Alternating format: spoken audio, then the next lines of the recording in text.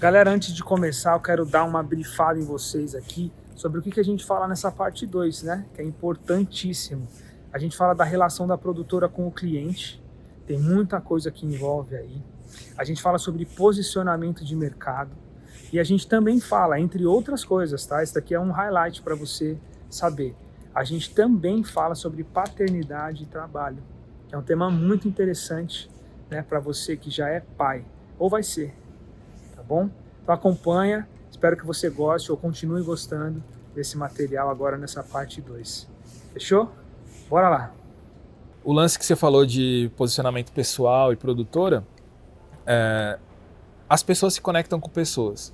Os negócios das produtoras grandes fecham quando uma pessoa da produtora vai tomar um café com uma pessoa do cliente, ou a pessoa que tomou café a pessoa da produtora vai indicar para o outro cara.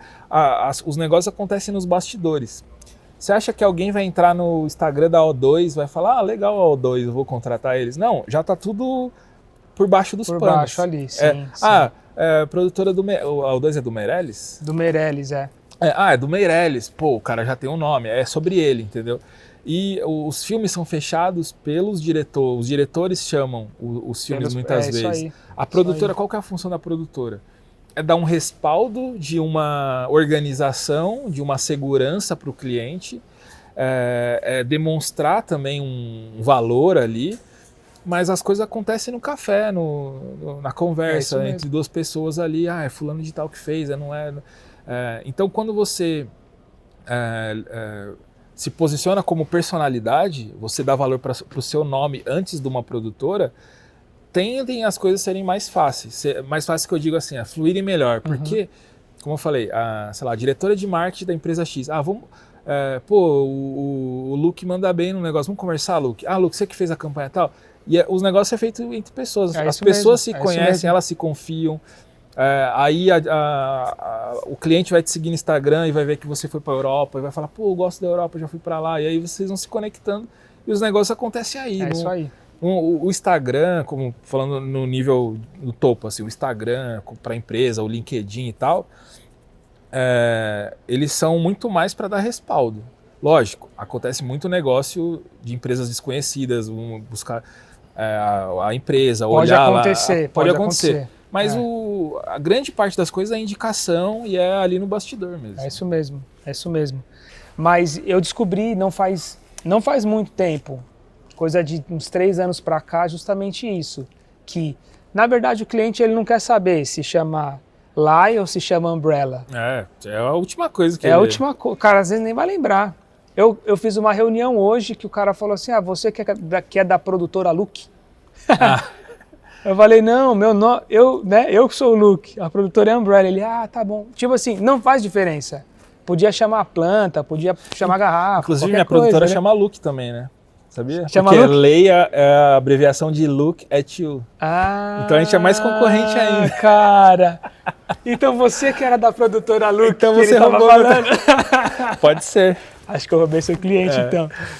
Cara, mas é isso. Aí eu percebi, na verdade foi através de um projeto de um cara ferrado de liderança que preparou uns cursos e aí tive uma imersão com ele e tal, gravei. E aí, no meio de algumas discussões, assim, e ele também ensinando e eu gravando, que esse é um grande benefício da nossa área, né, cara? A gente se expõe pra caramba, não só na nossa área, mas também em outros assuntos. Vai gravar um negócio de agropecuária, outro de metais e acessórios, outro de, sei lá, de banco. De programação, psicologia. Uns papos diferentes, a gente vai entrando, vai navegando. E aí, realmente, chegou uma hora que ele tava falando sobre isso, eu falei assim, cara... Que coisa, tipo, no fim das coisas sou eu. No fim das coisas é você. É o Renatão, sacou? É o João. No fim das coisas é a gente. Então, esse nome, essa capa, realmente é um respaldo, é uma estrutura que pode ficar maior que a gente. Que essa foi a decisão que eu tomei. Tipo, eu quero ter um negócio que se eu morrer, ele não acaba. Comigo, pelo menos não comigo, né? Dá a chance de alguém dar continuidade.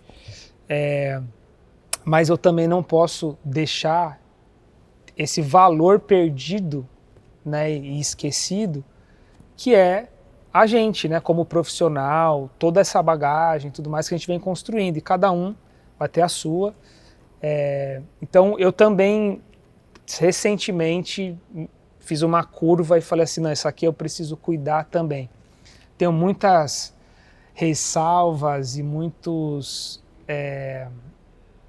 aversões assim, né, a como é feito isso, mas eu entendi a importância disso daí também.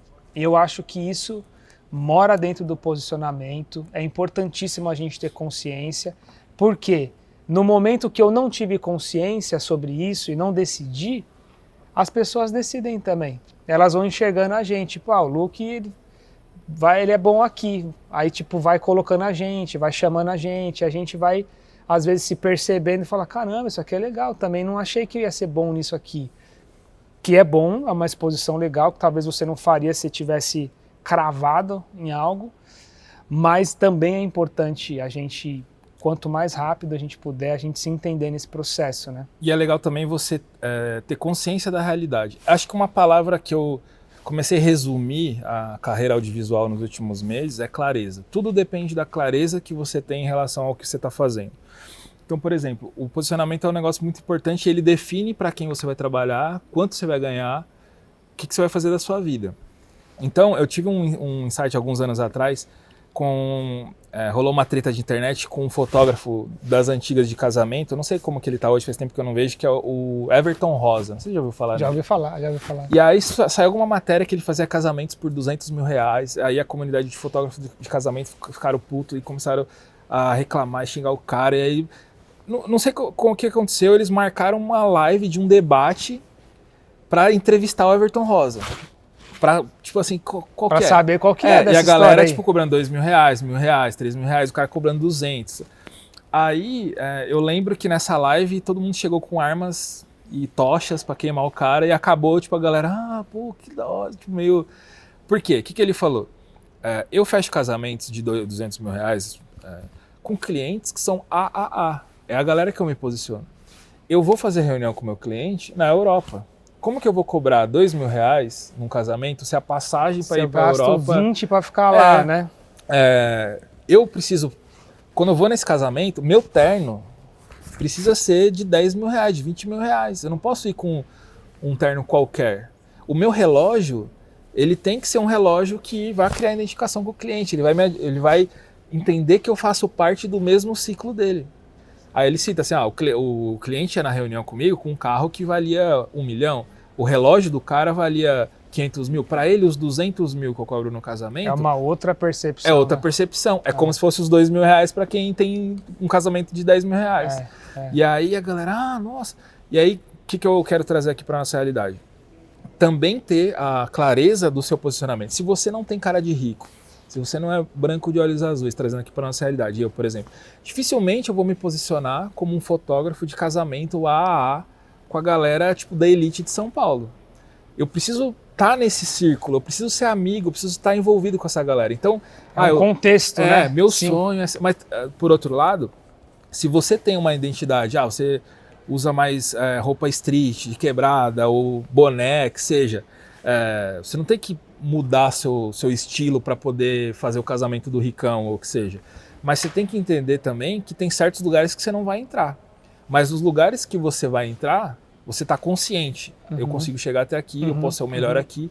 Ou se eu fizer esse ajustezinho aqui, eu vou para outro lugar. Eu vou fazer esse ajuste consciente, não porque a sociedade me obrigou a não usar mais boné. Mas se você faz um cálculo ali, um cálculo estratégico. Se eu parar de usar boné, fizer uma foto bonita pro meu Instagram, eu vou acessar essa galera aqui. Esse outro tipo de trabalho e você tal. vai consciente. Agora, não dá para você ser todo largado, todo descuidado e tudo mais, e querer fazer o trampo da galera que olha para você e fala, você, o jeito que você se veste, ou como você se porta. O Egon que você mencionou, ele fala que é justamente isso. Ele fala assim, não dá para você ser identificado como, sei lá, um profissional do mercado se você vai no trampo se vestindo que nem um menino, por exemplo. Sim. A galera vai te tratar como um menino, não vai te tratar como um profissional e tudo mais. Estamos falando de vestimenta, mas na real é comportamento, visão, percepção, é meio que um combo de quem a gente é, né? E tem uma soma de coisas, tem coisas tangíveis, coisas intangíveis. Tem coisas que você tem controle, tem coisas que você não tem controle. Por exemplo, eu não tenho controle da minha cor de pele. Se eu fosse negro, eu não teria controle sobre o meu cabelo, etc. Sim, sim. Então, assim, se você vai lidar com um ambiente que as pessoas olham para você e acham que você é um subalterno, você não tem controle sobre isso. A gente espera que a sociedade melhore e a gente vai fazendo as coisas. Com certeza. Agora, você tem controle em se vestir bem, você tem controle em ir perfumado pro set, você tem controle em arrumar o seu cabelo. Falar bem, tá bem apresentável. Isso é um negócio que a galera desvaloriza. Ter um bom português, ter uma boa oratória. O que a gente está perdendo hoje, principalmente dos mais novos, em relação à oratória? As pessoas não leem mais. As pessoas não assistem mais filmes do início ao fim, filmes bons que você não para de 5 minutos para olhar no celular. Toda a sua educação, toda a sua cultura são 30 segundos de TikTok. O que acontece? Seu cérebro está todo fragmentado, seu raciocínio está fragmentado, suas referências estão fragmentadas, você não tem uma coesão que você consegue fazer uma frase com início, meio e fim. E aí não consolida, não fecha, né? Você não tem repertório, você não leu um livro clássico, você não viajou, você não fez um monte de coisa. Muitas dessas coisas você tem um custo mínimo. Você pode assinar uma Netflix e zerar o catálogo de filmes clássicos. Você pode baixar o PDF de um monte de livro clássico que já está em domínio público. Tudo isso, para quem não tem grana, é possível. Se você lê bastante coisa, você tem um raciocínio mais rápido, mais claro, você fala melhor, você consegue iniciar uma frase e terminar ela, você tem um repertório maior, e quando você for conversar com uma pessoa, mesmo que ela seja superior a você, ou ela tenha o ar superior, ou ela tenha outra realidade que você, em algum momento vocês podem se identificar. Você pode se identificar ou porque vocês leram o mesmo livro, ou porque você vai destoar naturalmente de todo mundo que não consegue fazer uma frase, falar nada direito.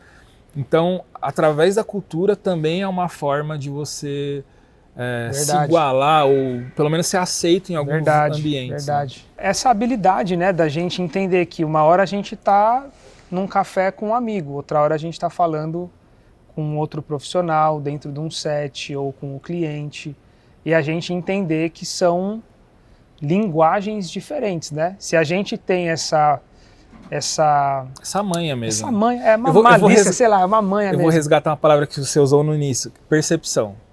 A gente, da forma que a gente tem que ter a percepção da luz, né? Quando você estuda fotografia, não dá para você estudar fotografia no YouTube e achar que tudo aquilo vai funcionar. Não dá para você ler no livro e achar que tudo aquilo vai funcionar. Quando você entra num set, você vai ver que a distância da luz, a atmosfera, se está nublado, se não está, se a pessoa, a pele dela, digamos, você aprendeu a iluminar e aí no YouTube a pessoa é branca. Aí você vai replicar vai fazer com uma pessoa preta, já mudou tudo, entendeu? Você tem que estar no set fazendo. E aí você sente as coisas e você executa baseado no seu sentimento, e você não consegue estudar isso, é praticando. No mercado é a mesma coisa. Como você falou nisso, eu tenho um curso de precificação, de organização financeira e de proposta, como que você apresenta para o cliente. E o que eu falo lá?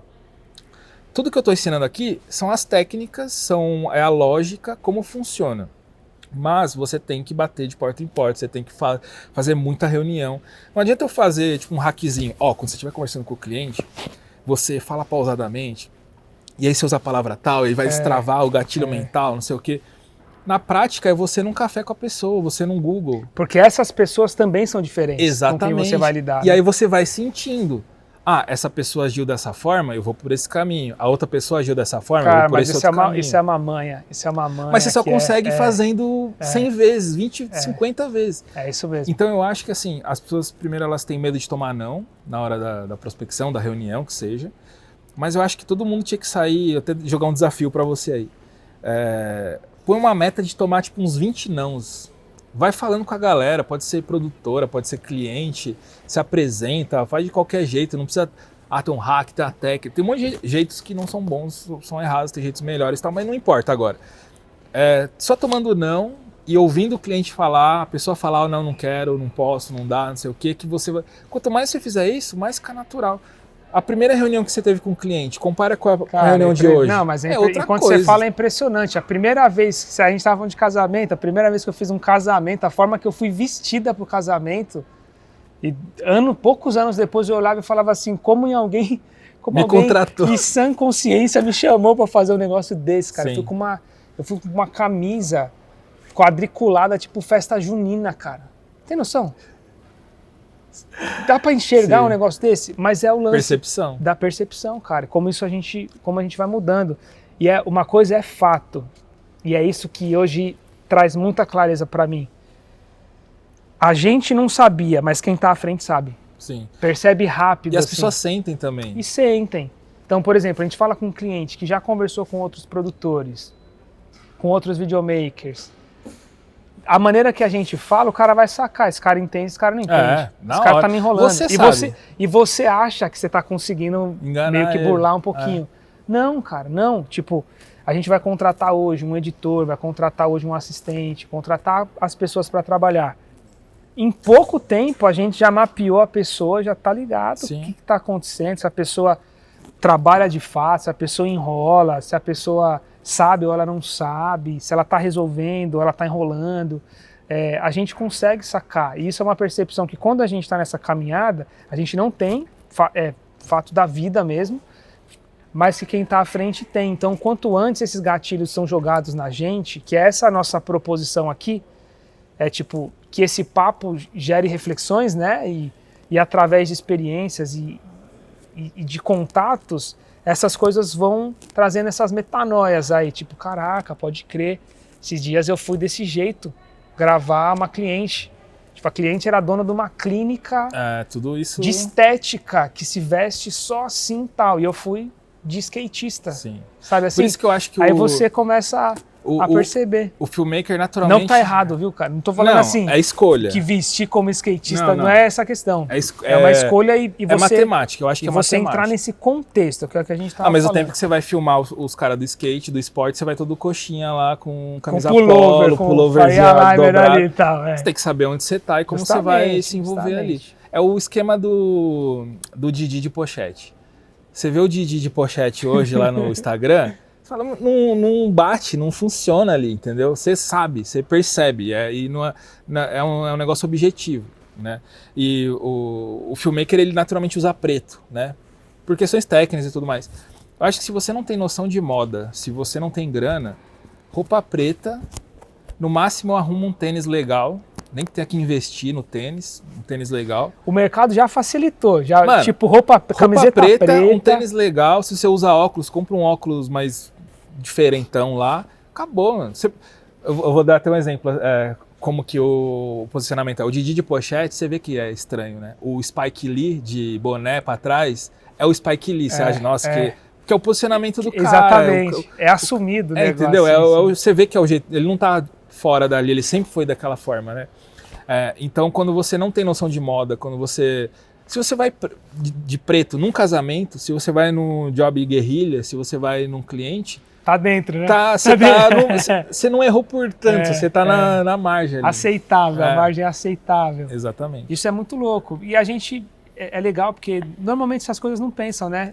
Eu acho que realmente os profissionais se voltaram muito para esse lance de ter a câmera, de ter o look, de conseguir resolver essa ponta, mas esse monte de outra coisa às vezes não é levado em consideração. Quantos clientes, quantos filmmakers, quantos profissionais de audiovisual você conhece que você sabe que o trabalho dos caras não é bom, tecnicamente é ruim, mas os caras estão voando, cheio de trampo, assinaram um monte de coisa incrível. Sim. É isso, cara, não é só... A técnica, ela vai te sustentar, mas no fim das contas é a conversa, é o posicionamento, é a percepção. É isso mesmo. É isso mesmo. É até triste, né? Tipo, se você for... Nossa, por que... Duvido que ninguém tenha pensado isso em algum momento. Nossa, aquele cara é tão ruim, por que ele tá voando? Por que os caras estão contratando? O que estão vendo nele? O cara fala, tipo, 10 vezes melhor que você. O cara, tipo, senta numa mesa e em 10 minutos ele fechou o job porque ele sabe conversar. Exatamente. Entre outras muitas coisas. Entre outras coisas. Tem muitos skills aí envolvidos. Então, eu acho que a galera da nossa área tem que prestar atenção nisso. Eu sou um exemplo disso, eu fui um cara que eu demorei muito para muita coisa. construí muita coisa paralelamente, mas demorei muito para muita coisa, e eu acho que se eu tivesse pessoas falando sobre isso, perto de pessoas que têm abertura e querem intencionalmente ajudar, cara, sofreria muito menos, com certeza. Que é isso que muitas pessoas hoje na nossa área estão tentando fazer, né? Luquinhas, dá licença que eu vou pedir um negócio aqui para nossa audiência. Você que está assistindo agora esse vídeo, deixa seu like, deixa seu comentário, compartilha com mais pessoas. Tem muita gente querendo saber do que a gente está falando aqui, viu?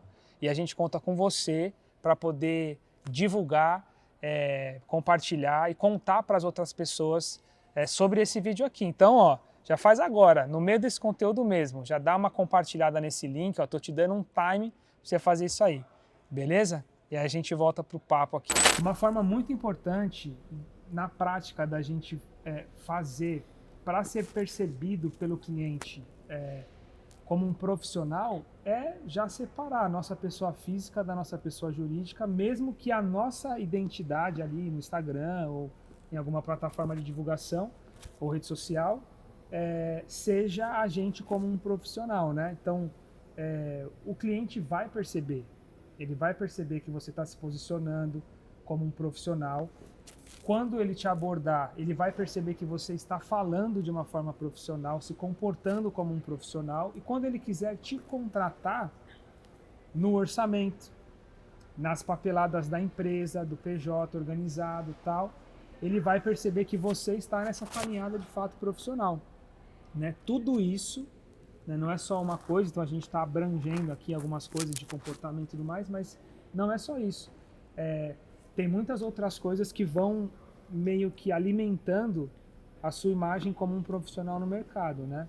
Então isso é interessante pra caramba. Isso também reflete dinheiro, claro. Afinal é sobre isso, né?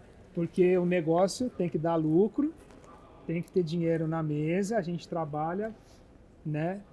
Tem arte envolvido, tem nossos propósitos e desejos envolvidos, mas no fim das contas a consequência do trabalho é o salário, é o dinheiro, né, Luquinhas? Isso também é uma coisa que a gente precisa desmistificar e falar mais, e entender mais, e perceber mais, tanto o filmmaker com a produtora, né, a produtora com o filmmaker, os clientes com a gente. Você fala um pouco sobre isso no seu workshop, né? Uma das coisas que eu costumo falar é que o filmmaker, o diretor e tudo mais, ele não é um artista, né? Isso eu aprendi quando eu trabalhava com o design. O designer, ele não é um artista, ele tem uma função objetiva para realizar aquele trabalho.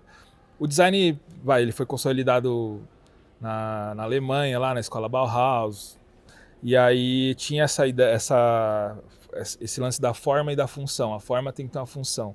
As coisas, elas são bonitas, mas ao mesmo tempo elas têm que ter a funcionalidade delas. E aí isso veio comigo junto para o audiovisual. Então, de modo geral, a maior parte das coisas que a gente faz tem uma função.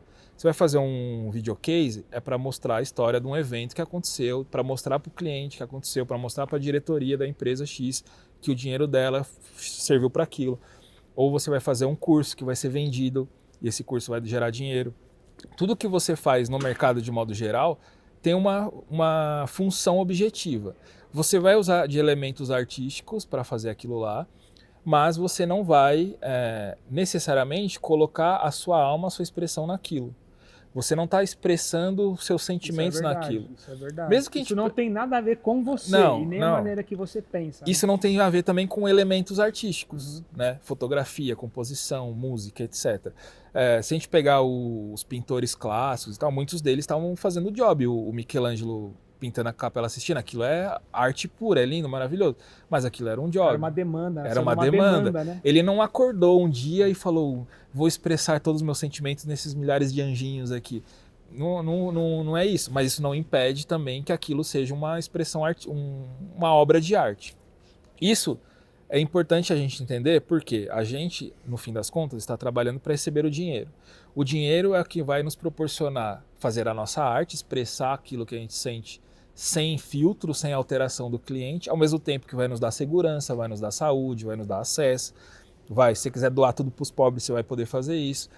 Então, no fim das contas, a parte pragmática do trabalho que a gente executa é esse. A gente tem uma função, a gente tem um objetivo, mesmo que a gente use elementos artísticos para receber um dinheiro que a gente vai dar um significado para aquele dinheiro depois.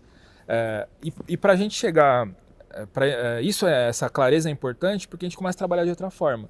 Quando a gente se posiciona de forma profissional e não de forma artística, a gente começa a focar no cliente e não na nossa própria vontade. Lógico, quando você virou o pica das galáxias, tipo, só existe você no mundo que faz aquele tipo de trabalho e aí alguém vem te contratar, você vai se posicionar mais como um artista do que necessariamente como um resolvedor de problema do cliente. Uhum. Mas a maioria de nós, pobres mortais, a gente é um resolvedor de problema do cliente. Então, isso é importantíssimo entender, cara. Então você não vai ficar resolvendo é sobre o cliente. Problema, resolvendo demanda. Você não vai ficar falando assim, eu só trabalho com ar-condicionado, eu só trabalho com... Tem uma coisa mínima que você precisa para executar o seu trabalho, mas aquilo ali não é sobre você, é sobre o cliente. E isso é lidar com o trabalho de forma profissional. Sim. Quando você manda um e-mail para o cliente, você manda um luquinhas85@gmail, você não está lidando de forma profissional. Claro, se a gente pegar a galera das antigas, a única pessoa no Brasil que tem um robô que filma e faz não sei o quê, essa pessoa ela já vai ter uma demanda maior porque ela é única ali. Disso tudo, se ela não quiser fazer nada disso, não importa. Agora, tô falando para todo mundo, todo o resto que precisa trabalhar, que não tem a agenda lotada. Então, todo o conteúdo que eu faço, ele visa diminuir o atrito do dinheiro da conta do cliente para sua conta. Não é uma regra, se eu fizer A, B e C, eu vou ganhar mais dinheiro. Se eu fizer A, B e C, eu vou ser mais profissional. Se eu fizer A, B e C, eu vou diminuir o atrito do dinheiro do cliente para minha conta. Uhum. Quanto mais você fizer, quanto mais você sentir o mercado, esse A, B e C não faz sentido para mim, vou fazer o C, D e o E. E aí você vai se achando para você conseguir diminuir esse atrito, para o dinheiro entrar mais rápido na sua conta. Então o e-mail é o negócio, a sua foto do Instagram, as roupas, como eu te falei, como você está posicionado ali, a forma que você conversa com o seu cliente, tudo isso vai lidando de forma profissional. E uma coisa muito importante é o preço que você cobra. O preço... Isso determina muito também. O preço te posiciona. Se chegar... Fala um cliente grande que você atendeu aí ultimamente. Cara, um grande que eu até me deparei com isso foi a Betfair, né? Betfair, chega para você... Se não a maior casa de apostas do mundo. Luke, quero fazer essa campanha aqui, quanto você cobra? Aí você faz as contas lá, minha diária é R$1.000, mais R$100 da câmbio, mais R$500 da nota, tá? Eu cobro R$3.000. Eles vão fechar com você, porque eles já fizeram 3 pesquisas, 4 pesquisas, e um cobrou 100, outro cobrou 200, outro cobrou 300. Aí eles vão olhar, o cara cobrou 3, não sabe o que tá fazendo. Não sabe o que tá fazendo. Talvez você seja melhor que todo mundo, não sei, mas você não sabe o que tá fazendo, você não tá nesse jogo. Então até o preço te posiciona. Ao mesmo tempo que você vai na hamburgueria e o cara pede orçamento para você fazer os videozinhos pro Instagram, aí você cobra R$20.000. Mano, ele não fatura R$20.000, entendeu? Então ele vai falar, não, isso não nada a ver, né? Pra mim, você nem é bom o suficiente para cobrar R$20.000. E aí você sai frustrado, triste. Então, até é uma coisa que eu ensino no workshop, é você ter a percepção do seu nicho, do seu mercado, do seu momento, do que você oferece, e o quanto você cobra já vai te posicionar. Porque o cliente grande em geral, ele já sabe, já está precificado. Então, quando ele te pede o orçamento, ou é para balancear os outros, ele já tem um escolhido, e aí ele precisa de outros dois. Precisa cumprir um protocolo. Ou ele vai pegar o mais barato. Então, que o mais barato seja R$100 mais barato, ele vai pegar o mais barato. E os clientes menores têm que encaixar dentro do orçamento deles. Então, se você cobrar R$20.000 para fazer o videozinho da hamburgueria, eles não vão pagar porque eles sequer faturam R$20.000. Então, até isso vai... Tem que ter até a percepção do negócio que você está atendendo. Exatamente. E tem esse detalhe. Por exemplo, se o videomaker, o filmmaker está atendendo uma produtora, que é uma das possibilidades, é um tipo de relação e um tipo de precificação. Se ele está atendendo um cliente direto, que ele já se torna meio que uma produtora, é um outro tipo de precificação, né? Se ele trabalha fixo num lugar, é um outro tipo, outra lógica, outra lógica, mesmo que for PJ, né? É uma outra lógica. Então essa também é uma percepção de como as pessoas vão, né, te perceber mesmo. Sim. E também você também ter noção do dinheiro. Por exemplo, aqui em São Paulo uma média de um operador de câmera filmmaker é R$800, R$1.000, R$1.500. por dia. Aí você fala, nossa, é muito dinheiro. Às vezes você não tem noção do mercado, é muito dinheiro. Só que esse filmmaker, ele não trabalha 22 A dias. primeira conta que vão fazer é tipo, se alguém trabalha 20 dias por mês, Você essa ganha, pessoa, nossa, 30 mil reais, tá rico. Só exato. que aí chega um empregador e fala assim, eu quero te contratar fixo por 10 mil reais. Aí você fala, pô, 10 mil reais, mas eu vou trabalhar 22 dias, 8 horas por dia, pô, eu tinha que ganhar 40. Mas, pô, quem ganha 10 mil reais de salário hoje, mesmo aqui em São Paulo, é tipo o topo da cadeia, 5% do, sei lá, 10% do, eu não sei quanto que tá a estatística hoje, mas é tipo isso. Então, você tem que também entender. Essas probabilidades a gente tem que ficar por dentro, porque, por exemplo, se um filmmaker... Porque tem gente que fatura bem, e o nosso mercado é bem promissor e é Sim. bem... Muita demanda, né? Tem muita de todo demanda, tipo. ele é bem... Como é que é a palavra, cara? Ele faz a gente ganhar grana. Sim. O nosso mercado é um dos mercados mais bem pagos. é lucrativo. Sim. É lucrativo. Você pensar em diárias de R$ 1.500 e tal, claro que tem os investimentos, tem o tipo de equipamento que você tem. Você não tá indo sozinho sem nada, você não tá zero. Indo sozinho né? sem nada. Se você é do profissional, um operador de câmera que no cinema tem, cobra mais ou menos isso, para não levar nada, você tem uma outra especialidade, a gente está falando de uma outra coisa. Mas se a pessoa trabalha umas 10 diárias por mês, por exemplo, nós estamos falando de um salário ótimo. Trabalhando 10 dias, metade do 10 mês. dias, que é comparado no mercado. Eu sempre fiz esse cruzamento, Luquinhas. Tipo, com alguém que tá tipo, quase que numa gerência de Sim. Depende da empresa ainda. Sim. Tem muito gerente ganhando 5 mil reais, 7 mil reais. Dependendo da empresa. Que teve que fazer faculdade, teve que ficar 5 anos na empresa subindo estagiário, júnior, não sei o quê. Então, aí o cara compra uma câmera geral, e às vezes no ano seguinte ele já tá fazendo 10 pau. Exatamente. Que é possível, super possível. Mas é uma percepção geral, né? Agora, fazer 10 pau hoje não quer dizer que você vai continuar fazendo 10 pau se você não for profissional, se você não tiver essa percepção. Porque o grande lance não é o quanto você faz de repente, né? É o quanto você continua fazendo à medida que você vai trabalhando, vai se descobrindo, vai entendendo o seu papel, vai se posicionando, vai mudando como as pessoas te percebem. É como que essa trajetória vai acontecendo, né? É por isso que eu gosto de olhar para o faturamento anual, que é como as empresas fazem. Porque, às vezes, sei lá, janeiro e fevereiro geralmente é uma bosta, não tem pouco trampo. Aí, fim de ano, novembro, outubro, tipo, pega um pouco antes da Black Friday pra frente, é trampo pra caramba. Aí, como que você sabe que você ganha 5, 10, 20 por mês? Você não... Pra mim, o ideal, no caso, é você pegar o ano inteiro e comparando. Eu ganhei quanto no ano 22? Quanto que eu ganhei em 23? E aí você ir se calculando ali, vendo o que você pode melhorar. Porque tem coisas que o mercado ele vai mandar, é coisa que você não tem controle. Pandemia. Todos os meus amigos que operavam câmera, trabalhavam na externa, se ferraram. Eu trabalhava como editor. Eu tinha essa skill de editor. Então, em 2020 eu trabalhei 12 horas por dia. Então, quando você olha para o faturamento de forma anual, você consegue achar qual é o momento que você tem que trabalhar e guardar mais grana para o momento que você não vai ter tanta coisa. Qual que é o momento que o mercado ele te impõe, como foi na pandemia que eu falei agora. E quando que você que consegue impor o que eu preciso melhorar, que eu tenho impacto, e o que o mercado não tem, o mercado já está assim e não tem o que eu fazer. E aí você vai se ajustando, e se você não tem uma frase clássica dos empreendedores aí que é o que você pode medir, você pode melhorar. Então, se você não sabe quanto você ganha no ano, você não sabe quanto você gasta, que é um negócio que eu falo no workshop também. Você não tem controle algum, Você não tem controle algum? Como que você vai melhorar, entendeu? Como que você vai melhorar? Da gente ter controle realmente, né? De saber o que está saindo, o que está entrando, porque primeiro que tem muitos profissionais que pagam para trabalhar, e não sabem. E não percebem. Não percebem.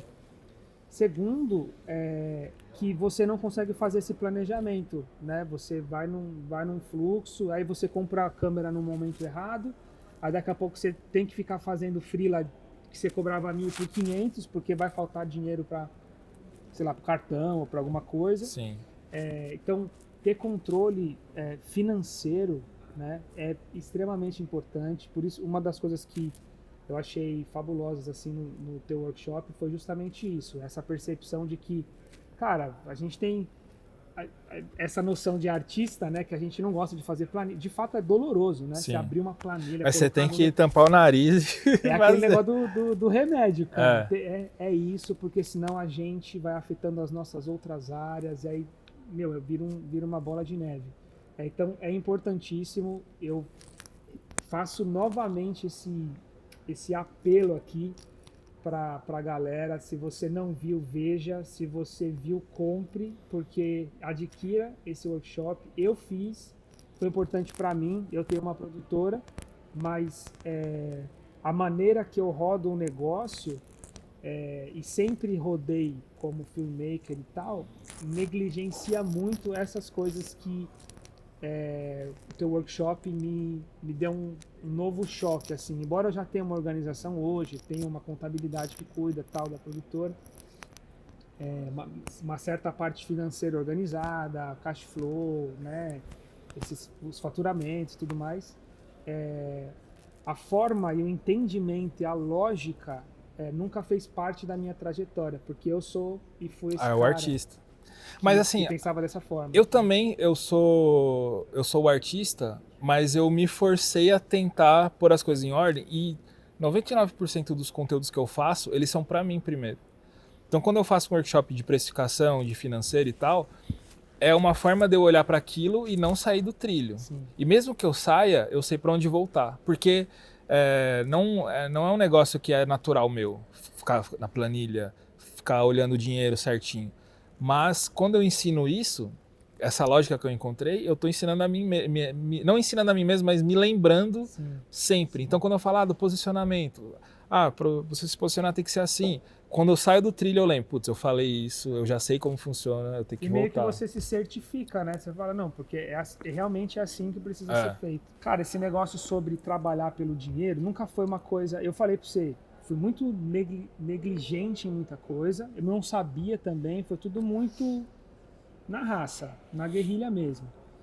Mas ao longo do tempo eu fui descobrindo o seguinte, eu nunca me preocupei muito também quanto ia dar, se ia dar dinheiro e tudo mais. Eu realmente fazia porque eu gostava desse movimento de criar, de fazer as coisas serem materializadas, que podia estar na minha cabeça, mas podia estar na tua cabeça, podia estar na cabeça do cantor, podia estar na cabeça do diretor da empresa.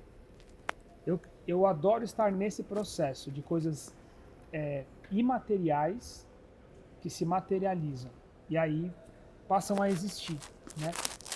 Então eu fazia muita coisa por causa disso. Aí algumas coisas foram acontecendo, eu casei, aí a gente vai amadurecendo e vai vendo que a gente tem conta para pagar, agora a gente não é sozinho, a gente tem uma família para cuidar e tudo mais. Agora somos pai, né? O preço da fralda tá caro. Somos pais, o preço das coisas começa a mudar. Eu contei para você, agora eu tô vendo escolinha. A gente mora na Zona Oeste, em bairros que as coisas são caras demais, em São Paulo. Então, assim, uma das coisas que eu penso sobre grana é que, de fato, grana e trabalho. De fato, a gente precisa de dinheiro para viver, para fazer as coisas, para projetar um futuro e tal. A gente vai entrar rapidamente agora, né, no papo das nossas filhas, mas eu queria falar o seguinte: o trabalho, eu percebo que não é, e nem o ganhar dinheiro, o fim do porquê eu faço o que eu faço. E sim o meio. Então, eu não preciso o tempo todo me retroalimentar como artista e tal através do trabalho. Eu acho que o trabalho está numa outra gaveta, que através dele eu posso gerar dinheiro, posso ter o privilégio de participar de projetos que eu também acho relevante, agregar com isso. Mas, de fato, o resultado e a consequência, que é o dinheiro para tocar o negócio, para cuidar da minha família, para cuidar de mim, para dar e projetar um futuro para minha filha, começa a permear outros sentidos de vida. E para fazer, de fato, o que eu gostaria de fazer, ele também é um mecanismo. Então, se eu quero produzir uma série, um documentário que fala sobre água, a importância de beber água, Então, o trabalho todo que eu fiz me gerou recurso para poder fazer isso. Então, eu tenho uma relação mais ou menos assim com o dinheiro. Agora, uma coisa muito interessante é a gente pensar isso antes de ser pai, porque a gente tem uma noção e percepção de tempo que ela se modifica totalmente quando a gente passa a ter uma criança para cuidar, para alimentar, coisas para comprar, futuro para pensar e tempo para ficar presente, né? Então, eu sou um dos pais que hoje priorizo o tempo que eu tenho com a minha filha, a maior parte do tempo. Sei que a gente tem que se dividir entre trabalho, não dá para simplesmente deixar o trabalho, porque é justamente isso, o dinheiro é o que vai alimentar as outras coisas que a gente tem como compromisso. Mas queria saber, cara, hoje, como que é essa sua relação com a paternidade, e como você encarou esse novo movimento que de fato acontece de percepção, otimização de tempo, de querer estar com a tua filha, mas às vezes você tem que fazer uma reunião com um cliente, tipo, algo que talvez você nem gostaria de fazer, mas é trabalho, faz parte, ou resolver uma edição que sua filha está ali do lado, mas você está aqui editando, você gostaria de estar lá, sabe assim? Como que você gerencia essa parte? É uma coisa curiosa quando a gente se torna pai ou tem uma família e tudo mais, é que a gente, e comparando com uma vida de solteiro e tudo mais, é que obviamente as prioridades mudam. Mas eu acho que tem uma coisa que a gente muda também, que é, quando a gente é solteiro, geralmente, a gente está buscando o nosso porquê. Por que que eu faço isso? Por que que eu existo? Por que que eu acordo? Por que que eu estou fazendo esse trabalho? Qual que é o meu propósito nessa profissão, que seja? E aí, muitas vezes a gente não acha esse porquê, ou a gente acha um porquê errado e tudo mais. E aí, quando você tem uma família, principalmente quando você é pai ou mãe, que seja, muda a percepção do porquê, pelo menos para mim, para o para quem. Então, se eu acordo todo dia, se eu vou trabalhar, se eu me esforço, etc., não tem um propósito que eu vou salvar o mundo, etc. Não, é por causa da minha esposa e da minha filha. É o tempo que eu vou passar com elas, é a qualidade de vida que eu vou ter, é poder pagar um plano de saúde, é poder pagar as vacinas, é poder tudo. Então, toda vez que eu vou trabalhar, é para quem? Não tem uma grande filosofia. Tanto é que a parte que eu falei artística, minha expressão artística, ela vai acontecer de forma privada, né? Todo o trabalho que eu faço, eu executo, ele tem um único propósito material de ganhar o dinheiro. Claro, intrinsecamente meu propósito é satisfazer o cliente, resolver o problema dele. Sim. Mas, no fim das contas, é o dinheiro entrando na conta. Esse dinheiro vai me proporcionar toda a tranquilidade, toda a segurança, tudo que eu precisar para minha família. Então isso já está meio que resolvido, eu não tenho uma grande questão de propósito, etc. Mas, isso é comigo, eu sou mais pragmático. Mas, o lance do dinheiro é importante também, que você pode se satisfazer através dele, ajudando outras pessoas. Até um exemplo legal é do Gu Ortiz, não sei se você conhece. O Gu Ortiz é um filmmaker, brother aí, e ele faz bastante material para o SP Invisível, uma ONG aqui de São Paulo, não sei se você conhece. A ONG eu conheço do Vini, né? E do Soler. E aí, o Gu Ortiz, ele abriu uma produtora, eu não sei os detalhes, eu não conversei a fundo com ele sobre isso, mas ele abriu uma produtora para fazer vídeos para ONGs, para projetos sociais e tal. Então essa é uma forma dele conseguir fazer o que ele gosta, se expressar e ajudar. É uma coisa que eu sei que ele ama fazer.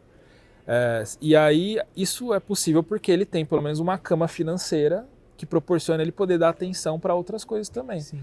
Então acho que em geral é sobre isso. Se você não tem um porquê, que você tem um para quem. Ou esse para quem vai aparecer em algum momento. Né? Sim.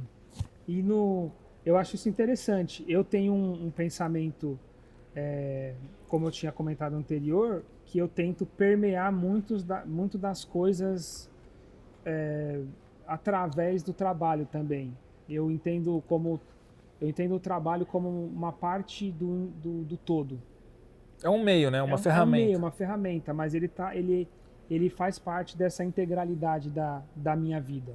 Então, através do trabalho, por exemplo, eu contei esse case com um cliente que é consultor para alta liderança aí, de C-levels, né, empresas grandes, que, cara, para mim, eu trabalhei, mas foi praticamente uma consultoria que Você ganhou para aprender. O dinheiro foi muito menos do que eu ganhei como experiência e aprendizagem mesmo através. Então eu vou percebendo isso, eu dou bastante valor para vários projetos que eu acho que é um privilégio mesmo, ou às vezes uma oportunidade, tá? Então, para mim o trabalho permeia isso.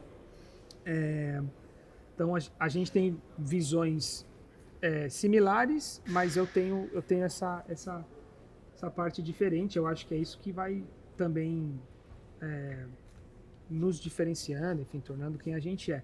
Mas a grande questão é o seguinte: como que é na prática, para a gente encerrar esse papo aqui, a tua rotina, assim? Você separa em tempo a tua filha, você fala de tal hora eu vou trabalhar. Como que funciona isso para você? É uma curiosidade que eu tenho, porque antes de eu ser pai, eu comecei a assistir uns caras para falar assim, cara, onde que a gente encaixa uma filha no meio da nossa rotina?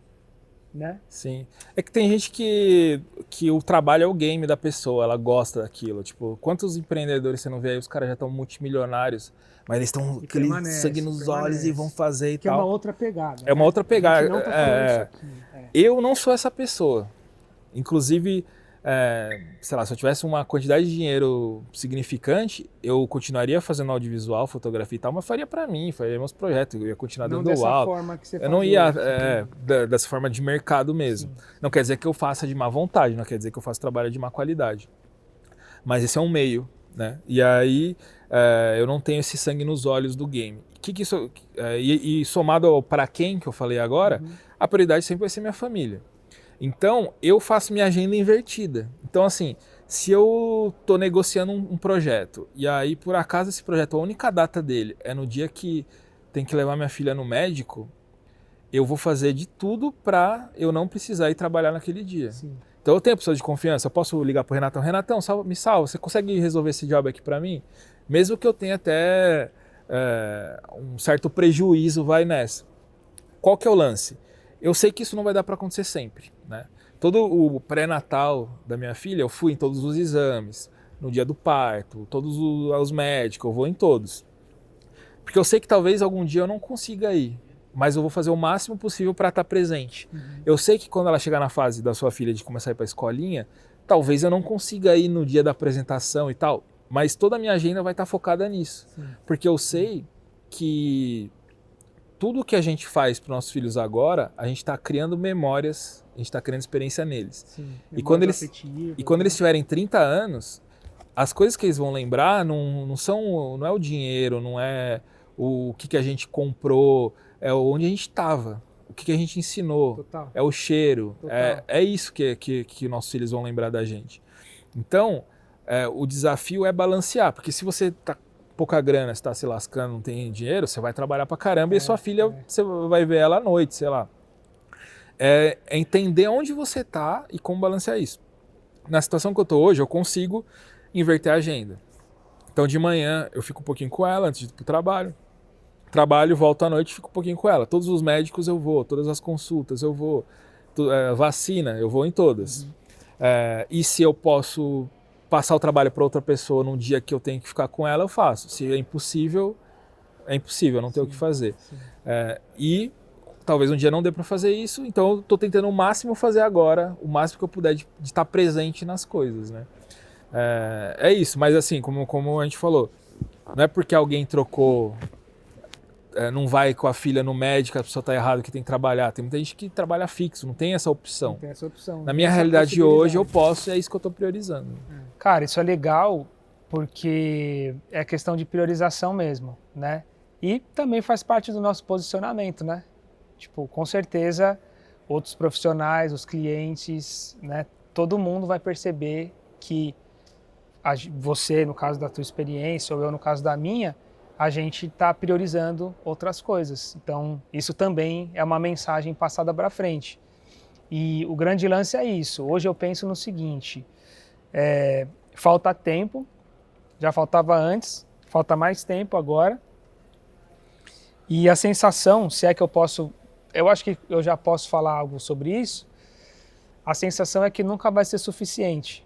Se a gente passar todos os dias de manhã com a nossa filha e depois de trabalhar, e depois voltar para casa, a gente vai pensar que a gente poderia ter ficado à tarde. Sim. Se a gente não passar o final de semana, a gente acha que deveria ter passado. Nunca vai ser o suficiente, mas numa questão de consciência, conseguir ir construindo realmente essa memória afetiva, a presença, e isso exige tempo, e o tempo é precioso demais hoje. A criança não sabe que a sua hora custa R$1.000. Não tem noção. Ela não sabe, tem noção. ela só quer você e acabou, entendeu? E o desafio que eu acho pra gente que toca coisas, né, gerencia projetos, gerencia pessoas, é que é difícil a gente separar. Então, se a gente vai ficar com elas, a gente tem que estar com elas. E a nossa cabeça não pode pensar, putz, e o e-mail tal, que não sei o que tal. Tô produzindo aqui. Porque também não adianta, porque isso não gera esse vínculo, né? Então, é algo desafiador, mas trouxe para minha rotina, e aí eu não quero falar, tipo, sou um pai maravilhoso, tipo, a gente coisa nunca desse vai tipo, ser. né? Eu me sinto sempre insuficiente, embora eu Sim. fique bastante tempo e tenha muito vínculo com a minha filha, né? E perceba isso, eu percebo que se eu fico alguns dias fora dessa rotina de passar tempo com ela, eu já percebo que ela vai sentindo essa distância, é muito louco. Sim. A tua tá pequenininha ainda, mas depois de um ano e pouquinho você vai sacar. Não, mas ela já tem um lance que ela tá naquela fase da mãe, é que ela precisa ter alguém próximo e olho no olho. Então eu já começo a sentir isso. Às vezes eu tô com ela no quarto, se eu vou no banheiro, ela já vai começar a chorar. Então são pequenos sinais, a sua já tá demonstrando mais, sim. mas já são pequenos sinais da presença, como ela faz diferença. Sim, faz muita diferença, cara. Primeira infância é isso daí. E eu tive um tio meu que falou pra mim assim, dinheiro você vai ter tempo para ganhar. Isso que vai acontecer nos primeiros anos da tua filha, nunca mais você retoma. E não tem como comprar, não tem de como forma comprar, alguma. Não tem dinheiro que faça nada a respeito disso. Então, isso é muito louco. E o que isso traz para o nosso papo é que agora a gente tem que agilizar as coisas mais rápido, ganhar mais dinheiro, ser ganhar melhor. mais dinheiro, gerar mais valor para aquilo que a gente faz, deixar mais claro o nosso posicionamento. Tudo isso vai sendo pontuado. Tudo que a gente falou vai sendo aperfeiçoado e tendo que ficar cada vez mais claro. E a gente meio que, cara, evolui e amadurece, porque os trocentos e-mail que antes você tinha que responder em 8 horas, agora você tem 4, você tem 3. Acho que o nosso jogo agora é o jogo da inteligência e da clareza. Exatamente, antes otimização. Você arriscava mais, vou fazer tudo, vou em tal lugar, pego tudo e vai na loucura. Agora você tem que ser mais inteligente. Tem que ser mais inteligente com o tempo e otimizar tudo. Tudo. Cara, eu acho que é isso, né? Aterrissamos no papo sobre as nossas filhas, né? Luna e Alba, que são preciosas demais pra gente. É um lugar maravilhoso para finalizar a nossa conversa, né, irmão? Isso aí. Quero te agradecer de novo. Agradeço. Obrigado. Foi uma honra. Pela paciência aí, que nós ficamos um tempão. Eu vou obrigado pela troca. Eu que agradeço. Obrigado mesmo, irmão. Foi legal. Tamo junto. Faz um negócio então. Me ensina como é que pede like. Embaixo aqui do vídeo, você vai ver um desenho de uma mãozinha assim, ó. E aí você vai apertar, como se aquilo fosse a coisa mais importante da sua vida. Porque ajuda o vídeo a espalhar para mais pessoas e essa mensagem vai ser divulgada por aí. E também foi um baita papo, uma baita aula. Merece um likezinho, né? Ninguém cobrou nada, não custou nem R$1 da sua vida. Foi? Valeu? Foi? Valeu demais. Um abraço, estamos contando com vocês.